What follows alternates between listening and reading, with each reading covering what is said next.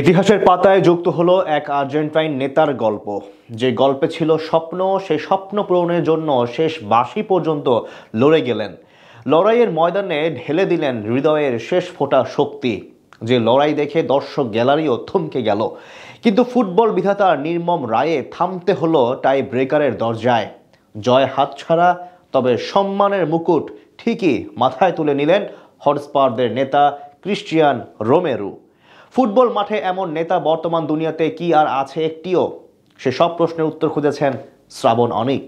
1990 বিশ্বকাপে Italy Argentina ম্যাচের পর বিখ্যাত ধারাভাষ্যকার ও সাবেক ইংলিশ ফুটবলার গ্যারি লিনেকার বলেছিলেন, ফুটবল মাঠে নেতা যদি দেখতে চান তবে আর্জেন্টাইনদের দেখুন। আরও স্পেসিফিকভাবে বললে লিনেকার মূলত আর্জেন্টাইনদের নেতা মারাদোনাকে নিয়েই এমন কথা বলেছিলেন। মারাদোনার পর মেসি, আসলে আর্জেন্টাইনরা ফুটবল মাঠে এমনই প্রকৃত নেতা। দলের জন্য লড়ে যান হৃদয়ের শেষ ফোঁটা শক্তি দিয়ে। লড়াইয়ের ময়দানে দলের জয়ে আনন্দের মধ্যমণি হন, আবার পরাজয়ের বিষণ্ণতায় কান্নায় থাকেন একেবারে সামনে। প্রমাণ চান? দেখুন না টটেনহ্যামের নয়া ক্যাপ্টেন ক্রিস্টিয়ান রোমেরোকে। পিএসজির বিপক্ষে দল হেরেছে, ফুটবল বিধাতার নির্মম রায়টা ছিল হটস্পারদের বিপক্ষে। পুরো ম্যাচে দুর্দান্ত ফুটবল খেলেও টাইব্রেকারের দরজায় বেদনার বিষে নীল উত্তর লন্ডনের ক্লাবটি। কিন্তু ম্যাচ শেষে ঠিকই মাথা উঁচিয়ে মাঠ ছাড়লেন ক্যাপ্টেন ক্রিস্টিয়ান রোমেরো। গ্যালারির করতালি ভরে উঠল ওই যে শুরুতেই বলা আর্জেন্টাইনরা যে নেতা হিসেবে এমনই। উয়েফা সুপার কাপে মুখোমুখি ইউরোপের দুই চ্যাম্পিয়ন ফরাসি ক্লাব পিএসজি এবং উত্তর লন্ডনের ক্লাব টটেনহ্যাম হটস্পার। ম্যাচ শুরুর আগে স্কোয়াড বিবেচনাতে লুইস এনরিকের দল ফেভারিট হিসেবে মাঠে নামলেও টটেনহ্যাম যে বিন্দুমাত্র ছাড় দিবে না সেটা জানাই ছিল।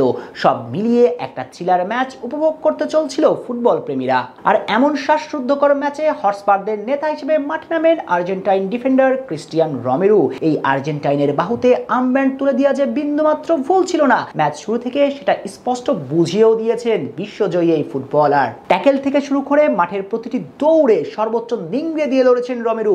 আর স্পাসদের নেতার এমন পারফরমেন্সেই মূলত নুয়ে পড়ে লুইস এনরিকের শিষ্যরা। ম্যাচের 39তম মিনিটে লিড পায় টটেনহ্যাম হটস্পার।